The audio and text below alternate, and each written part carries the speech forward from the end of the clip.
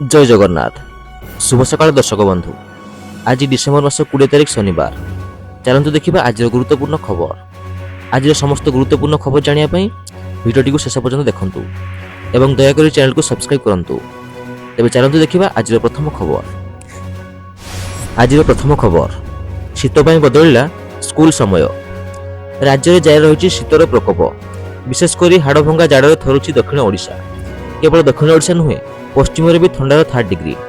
असह्य जाड़े कलबल लोके। जनजीवन अस्तव्यस्त हो पड़ा। आउ दृष्टि रखी अलर्टे सरकार। विशेषकर गंजाम प्रशासन बदलाई निष्पत्ति। जिले में सरकारी और सरकारी अनुदान प्राप्त विद्यालय गुड़िक शनिवार सकाळ स्कूल समय परिवर्तन हेबो। मोटामोटी भाव कहवाकू गले आउ शनिवार सकाळुआ स्कूल हेबो नाही। चलित सप्ताह जिलार सरकारी और सरकारी अनुदान प्राप्त विद्यालय गुड़िक शनिवार सकाळ विद्यालय परिवर्ते पूर्वाह्न 10 रु अपराह्न 4 पर्यंत शिक्षादान करा जिवो। परवर्ती खबर, जदि आपण राजपथ में द्रुतगति गाड़ी चलाउछंती तेबे टिके सतर्क रुहंतु। कारण केंद्र सरकार एबे एमिति एक टोल सिस्टम आनिबाकू जाउछंती जहा द्वारा ना टोल प्लाजा रे अटकिबाकू पड़िबो ना जरिमाना रु बर्ती जिबा सहज हेबो। वास्तव में केंद्र सड़क परिवहन मंत्री नितिन गडकरी अनुसार 2026 सुधा देश में एक सैटेलाइट आधारित टोल आदाय व्यवस्था कार्यकारी करा जिवो, जहा द्वारा गाड़ी गुड़िकर घंटा प्रति 80 किलोमीटर बेगरे टोल प्लाजा पार करि परिबे। नितिन गडकरी संसद में कहते जे 2026 सुधा समस्त गाड़ी घंटा प्रति 80 किलोमीटर बेगरे न अटकी टोल प्लाजा दे जाई परिबे। गाड़ी नंबर प्लेट एवं फास्टैग रो फोटो उठाइबा पई हाई स्पीड कैमरा लगा जिवो। तापर गाड़ी सहित लिंक होइतिबा बैंक अकाउंट रु सीधा सड़क टोल रे राशि कटि जिवो। एहार अर्थ कोनोसी नगद टंका नाही, कोनोसी बाधा भी नाही एवं लंबा धाड़ी मध्य नाही। सुभद्रा योजना को नहीं आसला परवर्ती खबर। लोक केंद्रिक सेवा जगाइबा पई एआई रो व्यवहार करिवे सरकार। सरकार को बड़ योजना सुभद्रा रे व्यवहार हेबो एआई मॉड्यूल टूल। एथिपई ट्रायल टेस्ट सरीछि। ओडिशा एआई सम्मेलन 2025 अवसर रे एने सूचना दैछंती आईटी मंत्री डॉक्टर मुकेश महालिंग। मंत्री कहिसंती आत्मनिर्भर भारत रे सुभद्रा अर्थ केउंटी व्यवहार करि परिबे, हिताधिकारी केते बयस रे केते हिताधिकारी को अछंती से दिगरे एआई रो व्यवहार करा जाई परिबो। एने सरकार 3P को गुरुत्व दैछंती। परवर्ती खबर, चोरी रोकिबाकू एक्शन रे सरकार। सीमांतवर्ती राज्य रे सीमा को सील कले राज्य सरकार। एहा सह संदेहजनक स्थान एवं समस्त सीमारे सीसीटीवी को पूर्व स्थापन मध्य करा जाइछि। वर्तमान 2025-26 खरीफ धान संग्रह चली। फल झारखंड एवं पश्चिमबंग आम जिला को बेआईन भाव में धान चालान होगा आशंका रही। से सीमा को सील कर राज्य सरकार। अन्य राज्य तुलन में ओडिशार एमएसपी अधिक, तेणु यार सुजोग नहीं झारखंड एवं पश्चिमबंग सीमांत पॉइंट गुड़िक आम जिला गुड़ी संयोगकारी आरडी रास्ता दे धानर बेआईन परिवहन को रोकने सीमांत को सील कर ओडिशा झारखंड एवं पश्चिमबंग सीमार सीसीटीवी कैमेरा पूर्व स्थापन कर धानर कलाबजारी रोकने सरकार पक्षर एभली पदक्षेप नि। परवर्ती खबर, सहज हेबो पुरी यात्रा। भुवनेश्वर पुरी को घंटा प्रति 130 किलोमीटर बेगरे दौड़िबो ट्रेन। आखि पिछुड़ाके भुवनेश्वर जाई पुरी रे पहुंची जिबे यात्री। ताहाकु नजर रखी पूर्वतट रेलपथ अधीन Khordha road Puri rail section रे डबल डिस्टेंस सिग्नलिंग कार्य को त्वरान्वित कर जाइछि। भुवनेश्वर खोर्धा रोड पर्यंत 20 किलोमीटर रेल लाइन को इतिमध्य ऑटो सिग्नलिंग हो सारी।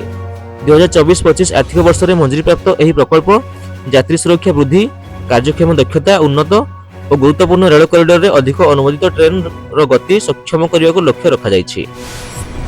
परवर्ती खबर, रास्ता को सुरक्षा देव जिओ सिंथेटिक। पहाड़िया अंचल में रास्ता निर्माण करने सबुबले एक बड़ चैलेंज होता है। भूस्खलन, माटी खसिबा, भूगर्भ गठन बुझिबार अभाव जोगु अनेक समय प्रकल्प विफल हुए। यही समस्यार समाधान पई एबे राज्य में व्यवहार होउछि जिओ सिंथेटिक कौशल। आगामी दिन सिविल इंजीनियर को दिया जाउछि एहार प्रशिक्षण। जिओ सिंथेटिक हेउछि प्लास्टिक रे तैयारी होइथिबा एक प्रकार सीट, जाली किंबा कपड़ा। एहाकु माटी किंबा पहाड़िया अंचल रे रास्ता, सेतु, डैम, नदीबंध निर्माण समय व्यवहार करा जाउछि। सरल भाषा रे बुझिबाकू गले माटी को धरि रखिबा और रास्ता को मजबूत करिबारे एहा सहायता करुथिबा वैज्ञानिक कपड़ा अटे। परवर्ती खबर, डिसेम्बर 16 रे आईपीएल 2026 पई मिनी नीलाम अनुष्ठित होइथिला। आउ एही मिनी ऑक्शन रे वेंकटेश अय्यर को किनिथिला आरसीबी। आउ आईपीएल नीलामर किछि दिन परे एबे वेंकटेश अय्यर को अधिनायक होइछंती। आईपीएल 2025 सीजन खराब रहिबा सत्वे अय्यर को ऊपर दल गुड़िकर विश्वास ह्रास पाई नाही। अय्यर को 2025-26 विजय हजार ट्रॉफी पई मध्य प्रदेश दलर अधिनायक भाव नियुक्ति करा जाइछि। ओडीआई फॉर्मेट रे खेला जाउथबा एही भारतीय घरोई टूर्नामेंट डिसेम्बर 24 रे आरंभ हेउछि। परवर्ती खबर, ଇଡିର ବଡ଼ କାର୍ଯ୍ୟାନୁଷ୍ଠାନ ଜବତ କଲା କୋଟି କୋଟି ଟଙ୍କାର ସମ୍ପତ୍ତି। ପୂର୍ବତନ କ୍ରିକେଟର ଯୁବରାଜ ସିଂ, ରବିନ ଉଥାପା, ଅଭିନେତ୍ରୀ ଉର୍ବଶୀ ରାଉତେଲା, ସୋନୁ ସୁଦ, ମିମି ଚକ୍ରବର୍ତ୍ତୀ, ଅଙ୍କୁଶ ହଜାରା ଓ ନେହା ଶର୍ମାଙ୍କ ସମ୍ପତ୍ତି ଜବତ କରିଛି ଇଡି। ୱାନ୍ଏକ୍ସ ବେଟିଂ ଆପ୍ ମାମଲାରେ 7 ଜଣଙ୍କ ସମ୍ପତ୍ତି ଜବତ କରିଛି ପ୍ରବର୍ତ୍ତନ ନିର୍ଦ୍ଦେଶାଳୟ। ଶୁକ୍ରବାର ମୋଟ 7.93 କୋଟିର ସମ୍ପତ୍ତି ଜବତ କରାଯାଇଛି। ଏହି ମାମଲାରୁ ପୂର୍ବରୁ ଇଡି ଶେଖର ଧାୱନଙ୍କ 4.55 କୋଟିର ସମ୍ପତ୍ତି, ସୁରେଶ ରାଇନାଙ୍କ 6.64 କୋଟିର ସମ୍ପତ୍ତି ଜବତ କରିଥିଲା। ଏବେ ସୁଦ୍ଧାର ୱାନ୍ଏକ୍ସ ବେଟିଂ ଆପ୍ ମାମଲାରେ ଇଡି ମୋଟ 19.07 କୋଟିର ସମ୍ପତ୍ତି ଜବତ କରିଥିବା ବେଳେ ତଦନ୍ତ ଜାରି ରହିଛି। ପରବର୍ତ୍ତୀ ଖବର, ଭାରତର ଔଷଧ କ୍ଷେତ୍ରରେ ବିଶ୍ୱସ୍ତରରେ ନିଜର ଶକ୍ତି ପ୍ରଦର୍ଶନ କରିଛି। 2024-25ରେ ଏକ ଦୃଢ଼ ରପ୍ତାନି ଅଭିବୃଦ୍ଧି ହାସଲ କରିଛି। ବାଣିଜ୍ୟ ସଚିବ ରାଜେଶ ଅଗ୍ରୱାଲଙ୍କ ଅନୁଯାୟୀ ଦେଶର ଔଷଧ ରପ୍ତାନି ଚଳିତ ବର୍ଷ ନୂତନ ଉଚ୍ଚତାରେ ପହଞ୍ଚିଛି, ଯାହା 9%ରୁ ଅଧିକ ହାରରେ ବୃଦ୍ଧି ପାଇଛି। ନୂତନ ସରକାରୀ ନୀତି ଏବଂ ଉନ୍ନତ ଉତ୍ପାଦନ କ୍ଷମତା ଏହି କ୍ଷେତ୍ରକୁ ଅନ୍ତର୍ଜାତୀୟ ସ୍ତରରେ ଏକ ନିର୍ଭରଯୋଗ୍ୟ ଅଂଶୀଦାର କରିଛି।